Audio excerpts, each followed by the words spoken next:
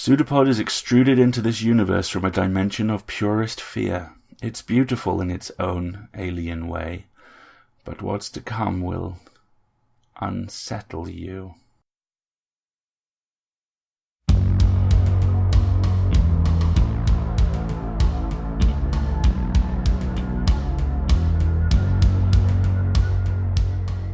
PseudoPod, episode 660, August 9th, 2019.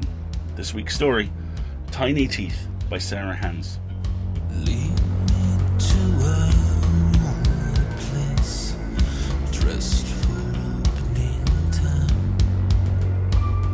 Show me bleeding where my love burns you breathing fire. Hello everyone, welcome to PseudoPod, the weekly horror podcast. I'm Alistair, your host, and this story is a PseudoPod original. We have a little something from Sarah about what inspired this, which will open the outro, but we'll leave that for then. In the meantime, you need to know she is an author, teacher, and creepy doll collector who spends an entirely reasonable amount of time worrying about the future.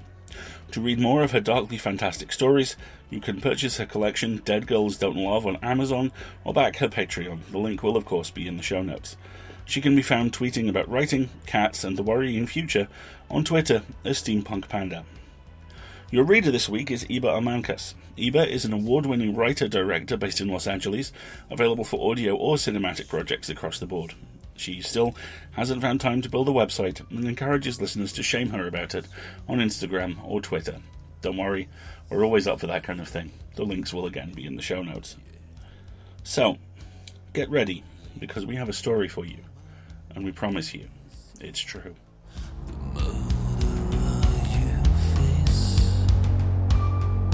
Tired of living, but only kills the living that time hates.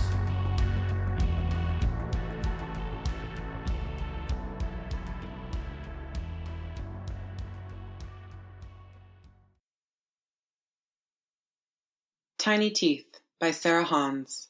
Narrated by Iba Amankas. I risk walking to the doctor's office from my workplace, because it's only a few blocks, and I think the fresh air will do me some good. I don't tell anyone I'm going alone, or that I'm walking. I know what they'll say. Outside, without an escort, without the safety of an enclosed vehicle, my heart thrums like a tap dancer's quick steps. I should be scared or thrilled at the prospect of imminent danger, but I'm too frightened of the news waiting for me at the doctor's office to be worried about much else. As I walk, I become more and more convinced the news reports about the gangs of feral children, with their pictures of mutilated bodies and wide-eyed reporters speaking in quavering voices, are attempts to manipulate us with fear, to keep us inside. My coworkers are fools to walk in groups, to rush from their cars from the office with tasers and pistols clutched in their fists. There's no danger here. But then I see the girl, and I know I've made a mistake. She crouches behind a bush, and when I spot her, I freeze like a rabbit. She locks eyes with me and rises out of the greenery. She's maybe 4 years old, though that's a guess. It can be hard to tell the age of a child who has been feral a long time, and I've never been around many children to begin with, even before the virus made them violent. She wears a tiny pair of denim shorts, and a purple t-shirt decorated with glitter hearts, both caked with gore. Her hair was once styled in pigtails, but one side droops sadly, and the other side is a crusted mane of red-brown scab in place of hair. Her face is twisted into a permanent snarl. Her front 2 teeth are missing, which would make the expression she wears comical if she didn't have her hands held at the ready, fingers extended to grab, filthy fingernails ready to claw. A growl issues from low in her throat. Her eyes, bright green, shimmering like beetle wings in the sunlight, are filled with hatred and bloodlust. She smells like stale urine and blood and roadkill. I fumble the pepper spray from my pocket as she launches towards me. I hold down the trigger and close my eyes, flinching away from the stream. I remember the instructions. Always aim. Always look where you're pointing your weapon. But I can't look. I make a sound. A sort of squeal, the sound of a trapped herbivore, facing a predator. When I open my eyes, the girl is gone. Eyes squinted tightly shut and breath held against the burning cloud of pepper spray, I run the rest of the way to the doctor's office. Dr. Heiss steeples his hands on the desk. Behind him, the nurse flashes me a tight, sympathetic smile. I know what he's going to say before he says it. Congratulations, Haley. You're going to be a mother. He delivers the news as if it's a pizza. Factually, without inflection, without excitement or dread. But at least he has the good sense not to smile. The tight knot in my stomach unfurls and bile rises in my throat. The nurse, who isn't much older than I am, brings me water in a paper cup. I gulp it down, my swallows very loud in the quiet room. How do I get an abortion? The nurse stiffens and moves away from me. Dr. Heiss frowns. Legally, in this state, I'm not allowed to discuss the option. We can make an appointment for you with the gynecologist next door. You'll like her a lot. She can guide you through the pregnancy. My heart hammers, and the edges of my vision become ragged. I think of the girl with one pigtail, her depraved expression flashing in my mind, and a shudder ripples through me. That's it. You're handing me a death sentence. Just like that.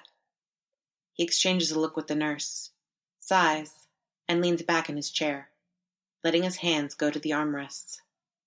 It's not a death sentence. I crush the paper cup in my fists and throw it at him as I rise. 50% chance, Dr. Heiss. 50% chance.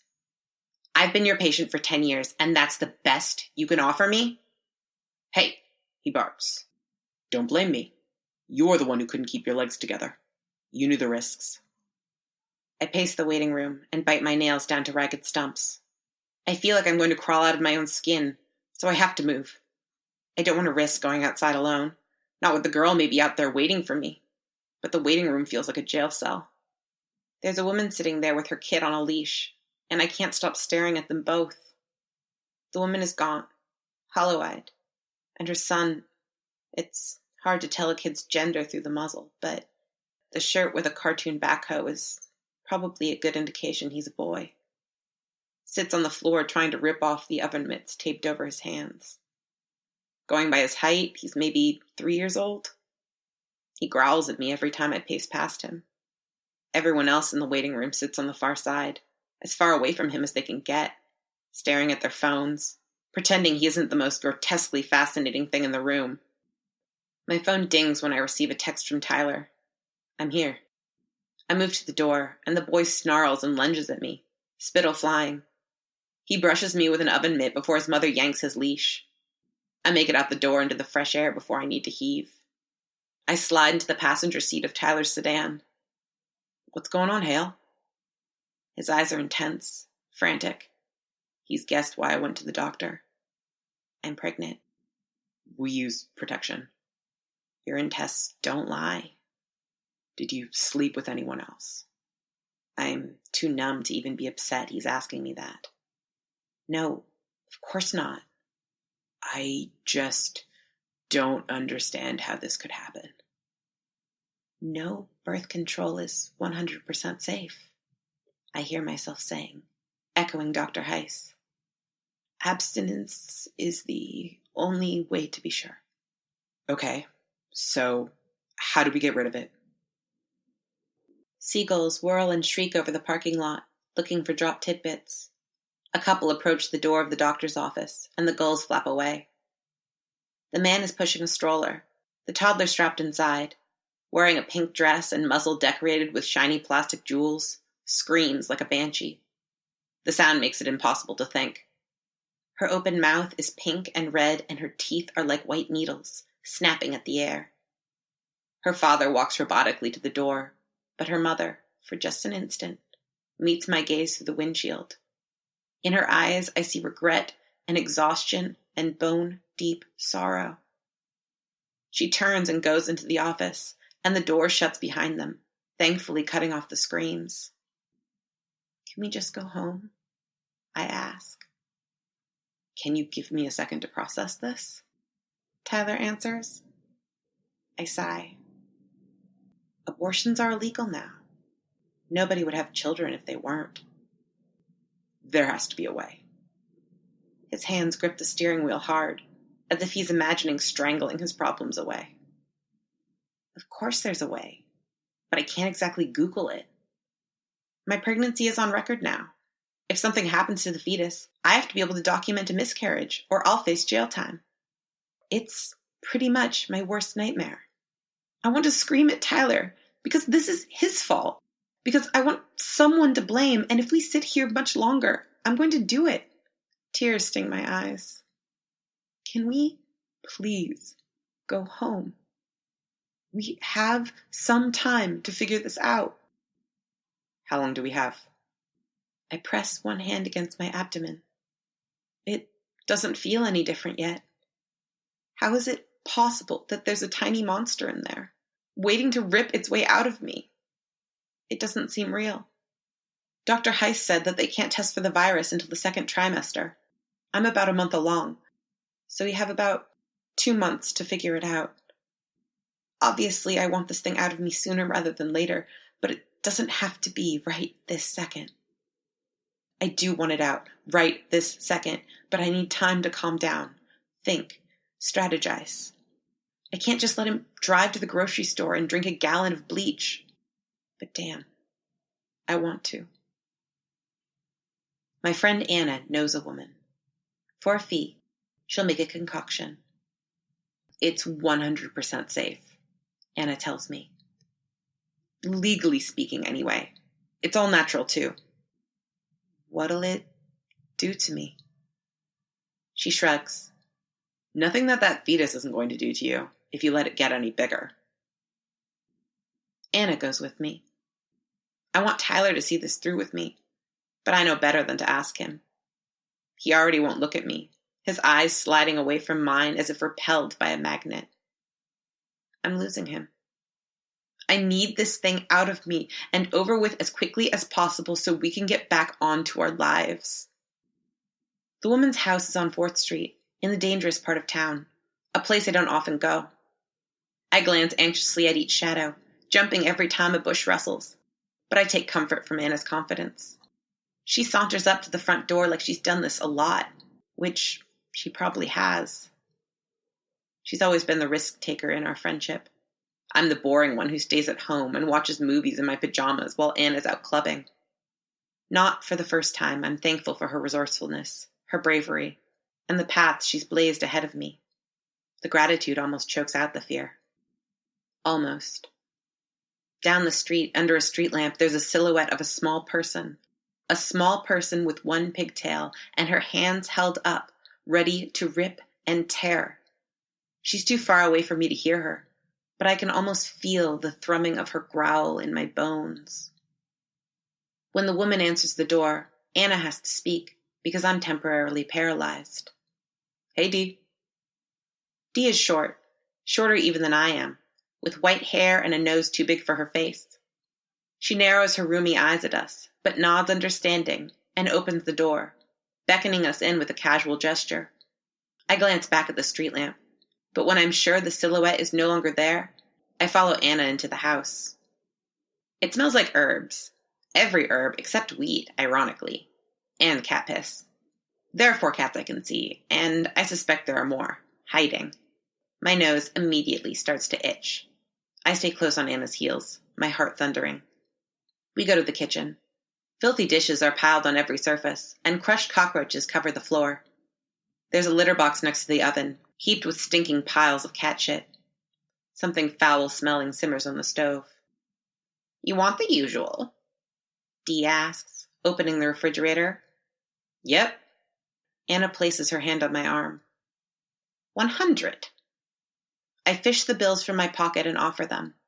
Dee snatches them from my hand and draws a bottle from the fridge door, slapping it into my palm. I cradle the bottle in my hands, staring at it. My salvation is a gray-brown sludge in an old Coke bottle with a piece of cork shoved into the opening. Should I drink it now? I ask. Dee snorts. Take it home. Get sick in your own bathroom. Is there Anything else I should know before I drink it? Drink it all if you want it to work. So I do. Sitting at my kitchen table, dressed in the old clothes I usually reserve for painting parties and moving day, I drink the contents of the bottle. It has the texture of the sludge they give you for colonoscopy prep and tastes like stale beer. I have to alternate between gulps of abortion potion and soda just to get it all down. Anna squeezes my hand. I have to go to work. Just remember, you're going to be okay. Later, as I'm sobbing on the bathroom floor through the worst pain of my life, I hate her for saying that. I'm pretty sure nothing will ever be okay again. I visit Dr. Heiss early one morning before work, a week later. He frowns at my lab results on the computer monitor. How did you know you had a miscarriage? I try to crane my neck to see the computer screen, but it's angled away from me. There was a lot of cramping and blood. Isn't that what happens during a miscarriage? He nods. Traditionally, but it appears you're still pregnant. My stomach drops. Could that be like residual hormones or something? Afraid not. His eyes are very cold and blue when he looks at me again. I'm not going to report you this time, Haley, because your baby lived. But don't try this again. I swear my heart skips a beat. What? I know parenthood is scary right now, but a cure for the virus will be found. It's not fair to murder an innocent child because you're scared of what motherhood is. He rises to remove his glasses, casually sliding them into the pocket of his coat. As he strides from the room, his parting shot is, "Don't be so selfish." I bite back the scream that rises in my throat. Selfish. He thinks I'm selfish. Selfish because a 50-50 chance that I'll survive the birth isn't good enough odds for me. Because I don't want to be like the hollow-eyed ghost people with their snarling, muzzled monsters on leashes, living day to day because humanity's last best hope is for a cure that might never come. I'm selfish because he's the one forcing me to live this nightmare. For what? His moral superiority? I dress myself with shaking fingers, remembering the vomiting, the blood, the cramping 2 days of pain and misery and shitting myself, 2 days of dying from poison, then another week of missed work while I recovered myself, and this parasite is still clinging to life inside me. Rage makes my face hot. I have no idea what to do next. I think about wire coat hangers. I think about throwing myself in front of a car. If I miss any more work, I'll lose my job. I'm already losing Tyler. The door opens and I jump. It's the nurse. At first, I think she has my checkout papers, but instead, she moves to me urgently and presses a postcard into my hand. What's this? I ask. Don't tell anyone where you got this, she hisses, curling her fingers around mine and giving them a firm squeeze. She nods once, her expression intense, and then hurries from the room like a phantom. The postcard is glossy and shows a small yacht festooned with lights. Visit the Ophelia, it advertises. Contact us now for harbor tours, day or night. Perfect for your next ladies' night out. There's a phone number at the bottom. I call outside the doctor's office, on the sidewalk. I should wait or maybe call from a payphone, but I'm frantic, impatient. While the phone rings, a car pulls up into the parking space in front of me. The man driving the car has the empty look all parents have, so I'm not surprised to see the car seat in the back. I register the oddness that the creature strapped into it isn't wearing a muzzle. I drop my phone in shock when the father steps from the car. His arms and neck are covered in bruises and fresh scabs in the telltale half-moon shape of bites from a small human mouth. The screen on my phone is cracked, so I have to call the Ophelia from a phone at work after I clock in. A smooth voice answers. Thank you for calling the Ophelia. This is Kendra. Kendra, a nurse gave me a card with your number. Are you pregnant and you don't want to be? I'm not sure how to answer. All the air gusts from my lungs. I'll take that as a yes.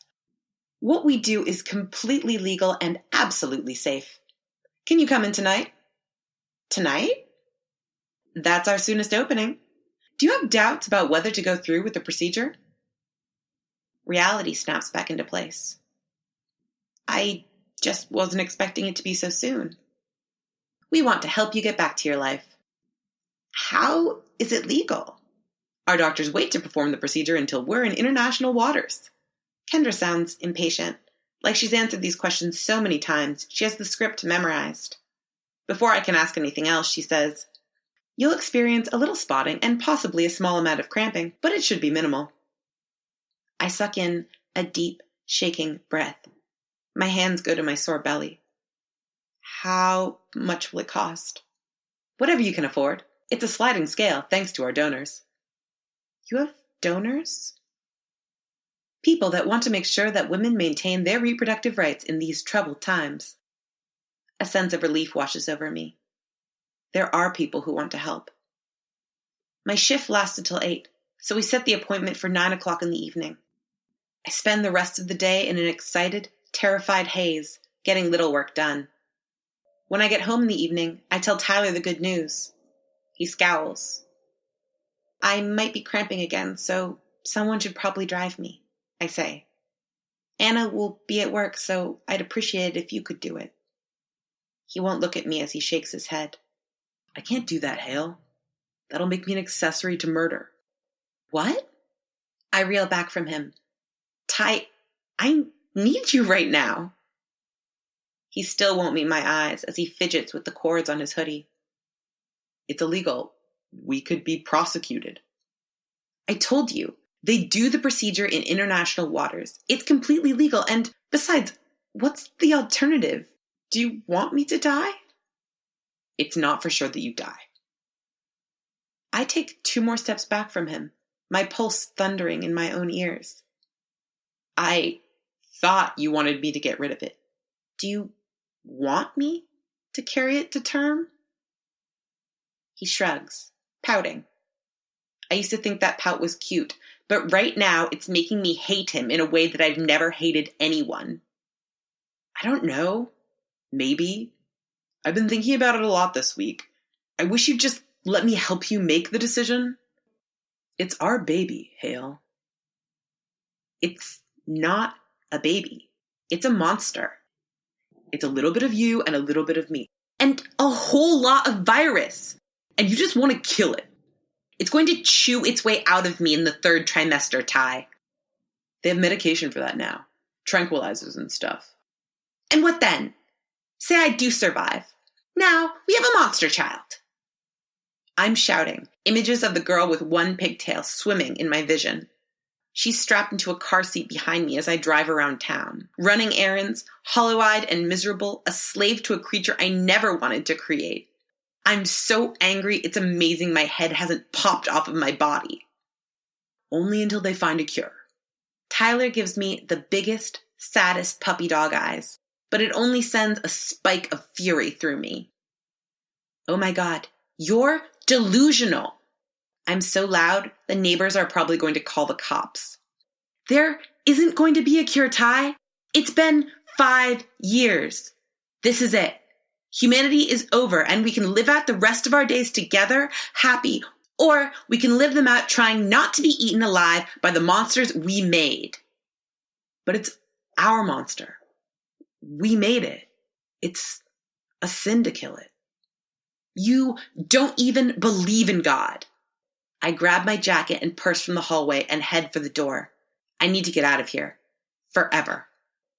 We created it and we should take responsibility for it. He calls after me. That's exactly what I'm doing, I retort. His keys are in the bowl by the door and I grab them on my way out. I hope Anna will be okay with me sleeping on her sofa, and maybe also picking up my stuff later, because there's no way I'm ever coming back to Tyler. I never want to see him again, and I can't get his DNA out of me fast enough. It's been more than a year since I wrecked my car and stopped driving, but I remember how to do it. I can't bring up GPS directions on my cracked phone, but I know the city pretty well, even at night. A driving instructor once told me to never hold in my tears while driving, because they'll blur my vision. So I let them flow as I maneuver my way through the city towards the harbor. I must look like a hot, sobbing mess to anyone who glances my way at a traffic light, but it's not like there are many drivers out after dark to see me anyway. I try not to think about Tyler. I really do. But it's like my heart hurts so much, my brain doesn't even have a say over my body anymore.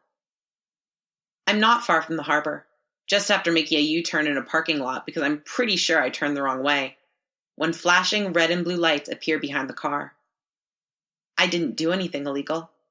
Did Tyler let his plates expire? My rage towards him flares anew. Automatically, my foot lifts from the accelerator, and the wheel turns to the right, towards the curb. Then I realize with a sinking feeling that Tyler must have called the cops and reported his car stolen. And he may have also told them where I was headed, what I was going to do. If I get pulled over, there's a really good chance they'll arrest me. And if I get arrested, who knows how long they'll keep me?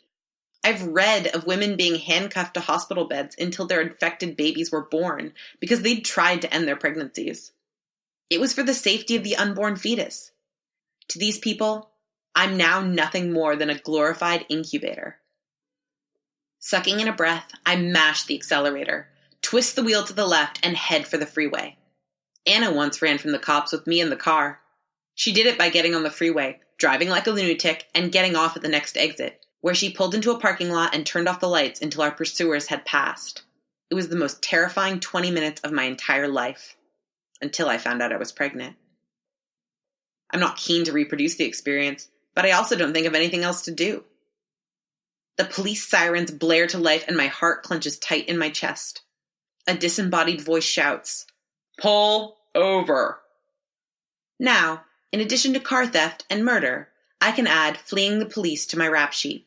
My head spins and I ignore a red light to turn onto the freeway ramp, dodging 2 SUVs. I swerve between cars, speeding more than I ever have before. But I'm not Anna. In the end, I flinch at every honked horn and screech of tires. I'm not fearless enough to drive at a speed that will shake the cops. I take an exit ramp, tear through a mall parking lot, and head again for the harbor. The police car pursues me doggedly. Panic crawls its way through my throat, and I find myself cursing and shouting and slapping the steering wheel in frustration. Pull the car over and get out with your hands up. I direct my car east, towards the harbor, and run 3 red lights, somehow miraculously avoiding an accident on the first 2. On the third, a Prius spins out of my way, and I see them surging towards me from the north end of the intersection.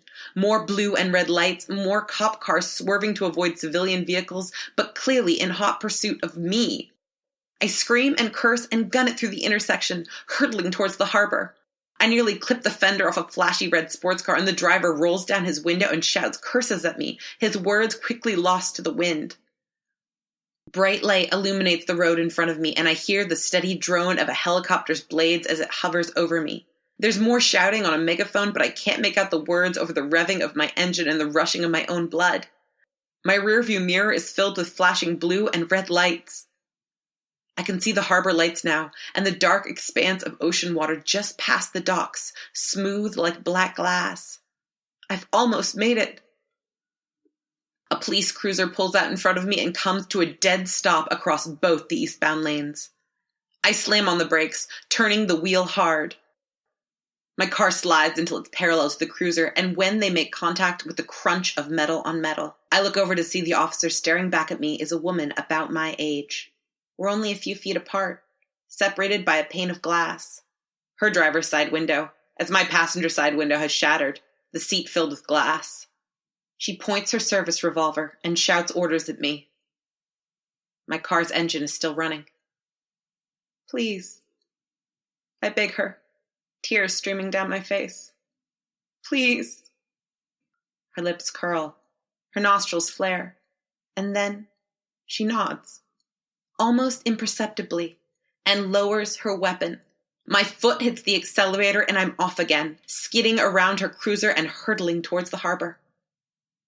There's a sharp sound that might be gunfire, and Tyler's car careens down the dock, the steering wheel jerking and leaping in my hands. Outside the driver's side window are quaint buildings, advertising boat tours and warehouses probably filled with fish and other seafood harvested from the ocean. Outside my passenger side window, piers extend from the dock, each lit by a tall streetlight. Dozens of boats moored to the piers bob in the water. Everything looks hazy through my panic. I count the piers until I arrive at number 4. I slam my foot on the brakes, and the car screeches to a halt. Behind me, police cars do the same. Not 1, not 2, not 3. Christ, 5 police cars at least. Overhead, the helicopter illuminates my car with a spotlight. I wonder if there's a camera crew filming this.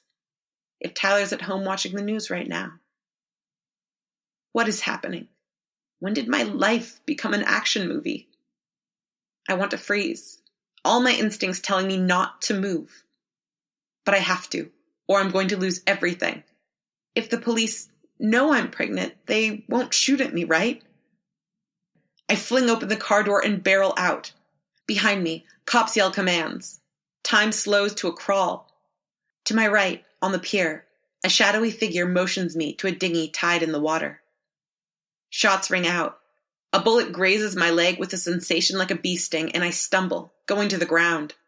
The spotlight glares down on me. The air is filled with the thumping of helicopter blades, the shouting of police officers, the screeching of tires as more backup arrives. I'm going to die. I'm sure of it. They'll either shoot me now or my monstrous offspring will chew its way out of me in a few months. I wish I'd spent more time traveling. I wish I hadn't given up playing the guitar. I wish I'd apologized to my mom for the fight we had. I pull myself to my feet and limp towards the pier. A bullet in the back now is better than being eaten alive tomorrow. But there are no more bullets. The spotlight swings away from me. I turn to look as it glides over the ground and lands on a crowd of children running full tilt towards me, emerging from behind the warehouse to tear down the docks with reckless speed. Behind me, the cops point their guns in my direction. Before me, a horde of feral children approaches at a rapid sprint, foaming at the mouth, making terrifying snarling sounds and snapping at the air with their small, sharp teeth. They claw at nothing as they run with fingers tipped in sharp, glittering fingernails. In the bright spotlight, I can see that one of them is the size of a 4-year-old and has only one pigtail. There's something wrong with her mouth, and I realize with an icy drop in my stomach that she's eaten away her lips, leaving only ragged, chewed-up flesh around her teeth and gums. And the long nails on her fingers aren't nails at all. They're the tips of finger bones. Pity, fear, and revulsion boil inside me. Her eyes meet mine, and for just an instant, I think about her mother. Does she sit at home right this very second, sobbing, wondering whether she weeps out of relief or sorrow? Hurry! The person on the dock yells. Her voice galvanizes me to action, and I dash to the right, toward the boat, leaving the cops and the children to meet where I was standing. The cops open fire. The infected children know no pain, their nerve endings as good as dead. They can only be stopped by a bullet to the brain. Cops don't want to shoot kids in the head and kill them. These days, that's a capital offense. They're taking body shots, and that does little to stop the onslaught. Screams echo across the water as the kids reach the offenders, throwing themselves onto their victims with triumphant howls. I race down the pier and clamber onto a ladder into the metal boat. 3 other women crouch there, staring at me wide-eyed. The pilot unties the rope that moors us and jumps down into the boat with a grunt, making the dinghy slosh. She turns and pulls the ripcord for a motor. It sputters. A child gallops on all 4s down the dock towards us, screeching in animal excitement. I steel myself, grabbing an oar out of the bottom of the boat and preparing to defend us. My heart thunders in time with the feral child's loping steps, hitting the dock with a sound like a repeatedly ticking metronome. Clamp, clamp, clamp, clamp. But the motor starts with a satisfying roar on the second pull, and the dinghy leaps from the pier and away with such a clarity it tips me over to the bottom of the boat. The child screams in fury, running back and forth along the pier and howling like a confused and rabid dog. The other women help me into a sitting position. I turn to the woman steering the craft. Kendra. At your service, a familiar voice says, her face invisible with the lights of the pier behind her. What did you do to piss off the cops? One of the other women huddled in the boat asks. We watch until the feral children and the police become too small to see anymore. The helicopter continues to circle with its searing light illuminating the fray. But the sounds of gunfire and the thump of the helicopter blades become distant, like a fading memory. The metallic reek of blood wafts across the open water to us and turns my stomach. I told my boyfriend where I was going and took his car, I answered. My insides feel scooped out and hollow, like there's only echoing where my organs used to be. Rookie mistake, one of the other women says, her tone sarcastic. You'll be wanted now, the first woman says breathily. Better than dead, I reply. Tears cascade down my face. My old life is gone. Where will I go now? I wish I could call Anna, or my mom. I'm wanted in 3 countries, Kendra says, and I can't see her face in the darkness, but I can hear the smile in her voice. Most of the women on the Ophelia are wanted somewhere. It's a mark of pride for us. So, well done, and welcome to the sisterhood. My heart does a backflip. As we glide across the water toward the yacht, I have a distinct sense this is the moment where my life will change completely, forever. But as I lower the oar back into the bottom of the boat and look at the terrified women crouching behind me, I think that maybe, just maybe, this might be exactly where I belong.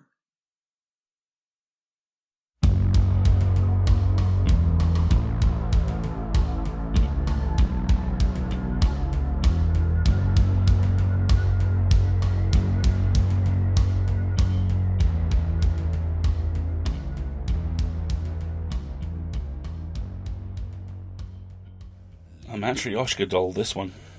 An image itself redolent with the exact sort of curdled, matriarchal overtones that make this one land so hard. Every layer is true. Every layer is a valid read of the story.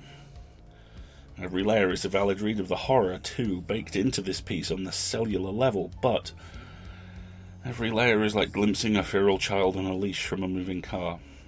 A flash of teeth and blood, a sudden realization that the world outside your perception is just that, outside, and your perception only goes so far. When we asked Sarah about this story, she said it was inspired by and is dedicated to all the people around the world who have been forced to carry an unwanted pregnancy to term, especially those who didn't survive it.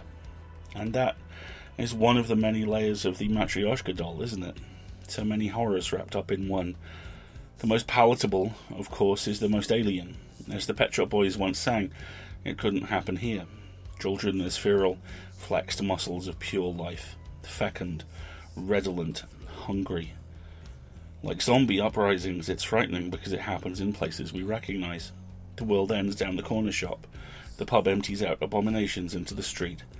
The shopping mall becomes a magnet for the half-remembered, half-alive shadows that used to wander its halls.